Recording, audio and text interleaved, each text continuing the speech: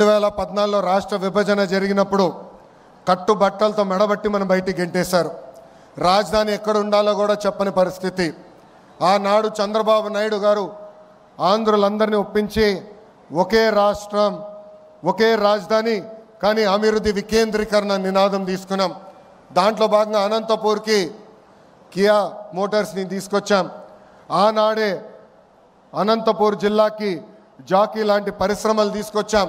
ఏకంగా అనంతపూర్ కర్నూలు జిల్లాని renewable energy హబ్గా తీర్చిదిద్దాల లక్ష్యంతో అడుగులు వేసాం, పునాదులు వేసాం. కానీ ఒక్క అవకాశం అన్న మాట ఎన్ని గడిచిన 5 సంవత్సరాలు రాష్ట్రం దారి తప్పింది. దానివల్ల తీవ్రంగా నష్టపోయింది ఆంధ్ర యువకులు. ఎక్కడ ఉద్యోగాలు ఉపాధి లేని పరిస్థితి. చాలామంది నన్ను అడిగారు, 5 సంవత్సరాలు మనం ఇబ్బంది పడ్డాం, మన దగ్గర బెంగళూరు లేదు, చెన్నై లేదు, హైదరాబాద్ లేదు, మన పరిస్థితి ఎలా ఉంటుందని. ఆనాడే వాళ్ళందరూ చెప్పా, మన దగ్గర ఒక బ్రాండ్ ఉంది, ఆ బ్రాండే గౌరవ ముఖ్యమంత్రి చంద్రబాబు నాయుడు గారు. ఈరోజు సిన్హా గారు ఇంత దూరం వచ్చి ఈ ప్రాజెక్ట్ ఆంధ్ర రాష్ట్రంలో పెడుతున్నారంటే దానికి కారణం మన బ్రాండ్ బాబు. ఈరోజు పెద్ద ఎత్తున టీసీఎస్ ఉత్తరాంధ్రలో పెట్టుబడులు పెడుతున్నారంటే దానికి కారణం ఒక బ్రాండ్, అది బాబు గారు. ఇట్లా పెద్ద ఎత్తున పెట్టుబడులు తీసుకొస్తున్నాం. గౌరవ మంత్రి గారు ఇప్పుడే చెప్పినట్లు బాబు సూపర్ 6లో తొలి హామీ 20 లక్షల ఉద్యోగాలు కల్పిస్తామని.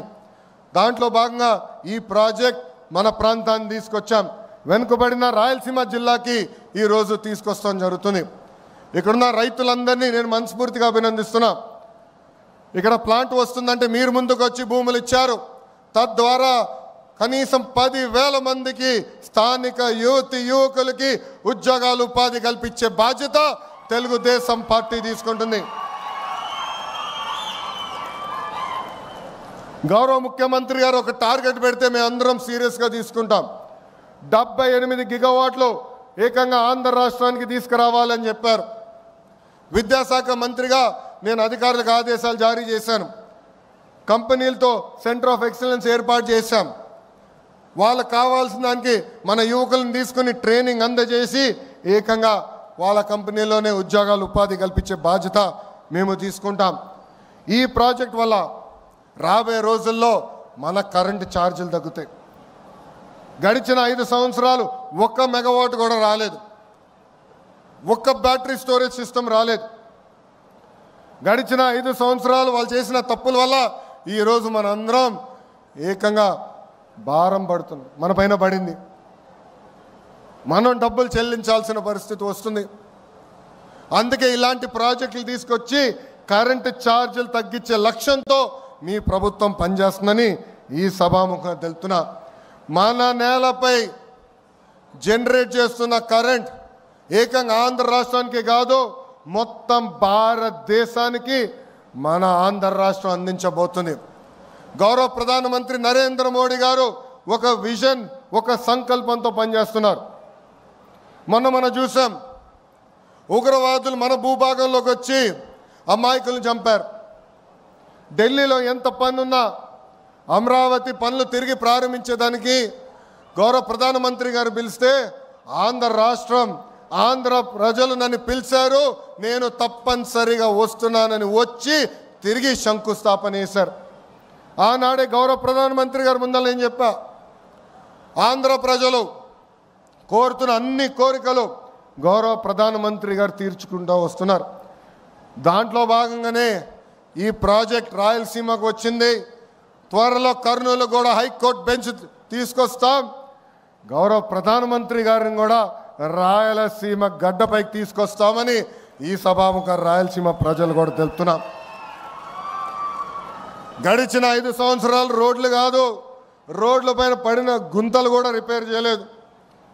గడిచిన 5 సంవత్సరాలు 1 పెట్టుబడి రాలేదు, 1 ఐటీ కంపెనీ తీసుకురాలేదు. పొద్దున్న లేచిన దగ్గర నుంచి రాత్రి వరకు మేము అన్ని తలుపులు తడుతున్నాం, అన్ని గడపలు తొక్కుతున్నాం. దాంట్లో భాగంగా నేను డావోస్కి వెళ్ళా. సిన్హా గారు గౌరవంగా నన్ను భోజనం పెట్టి పిలిచారు. ఆ భోజనంలో ఆయన ఒకటే చెప్పారు, గడిచిన 5 సంవత్సరాలు ఎన్ని కష్టాలు పడ్డాం, కానీ ఈసారి బాబు గారు తిరిగి వచ్చారు, నువ్వు అడుగుతున్నావు. అందుకే నేను ఆంధ్ర రాష్ట్రంలో పెట్టుబడి పెడతా, ప్రత్యేకంగా రాయలసీమ ప్రాంతంలో పెట్టుబడి పెడతానని చెప్తాం జరిగింది. సిన్హా గారినే కాదు, టాటా సన్స్ చైర్మన్ చంద్ర గారిని కూడా కలిసాం. 3 గంటల సేపు ఆయన ఆఫీస్లో నేను కూర్చుని మాట్లాడా. దాంట్లో భాగంగానే టాటా ఎనర్జీ వచ్చింది, టీసీఎస్ వచ్చింది, ఇంకా అనేక పెట్టుబడులు కూడా టాటా లాంటి సంస్థలు పెడుతున్నాయి. ఇవన్నీ మీకు ఎందుకు చెప్తున్నానంటే, ఇక్కడ చాలామంది నిరుద్యోగ యువతి యువకులు ఉన్నారు, తల్లిదండ్రులు ఉన్నారు. ఒక లక్ష్యంతో మేము పనిచేస్తున్నాం, ఒక కసితో మేము పనిచేస్తున్నాం. అది 20 లక్షల ఉద్యోగాలు ఆంధ్ర రాష్ట్రానికి తీసుకొచ్చేదానికి. డిఎస్సి నోటిఫికేషన్ ఇచ్చాం, 16,347 టీచర్ పోస్టులు కూడా వచ్చే నెలలో భర్తీ చేసే బాధ్యత కూడా కూటమి ప్రభుత్వం తీసుకుంటుందని ఈ సభాముఖ నిరుద్యోగ యువతి యువకులందరికీ హామీ ఇస్తూ, నాకు ఇంత అద్భుతమైన అవకాశం ఇచ్చిన మీ అందరికీ పేరు పేరున నా హృదయపూర్వక ధన్యవాదాలు తెలుపుకుంటూ, ఇలాంటి పెద్ద పరిశ్రమలు వచ్చినప్పుడు ఆహ్వానించాలి, పెట్టుబడులు పెట్టించాలి. సమస్యలు ఉండొచ్చు, మేమందరం ఉన్నాం పరిష్కరించేదానికి.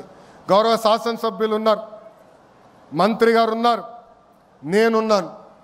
మీకు అండగా నిలబడతాం, మీ తరపున మేము ఆడతాం. కానీ పెట్టుబడి రావాలి, పెట్టుబడులు వస్తేనే మన పిల్లలకి ఉద్యోగాలు వస్తాయి. దయచేసి ఇది అందరూ గుర్తుపెట్టుకోవాలని ఈ సభాముఖం మీ అందరు తెలుపుకుంటూ మీ అందరి దగ్గర నుంచి సెలవు తీసుకుంటున్నా. అందరికీ నమస్కారం. జై హింద్, జై హింద్, వందే వందే. అందరికీ నమస్కారం.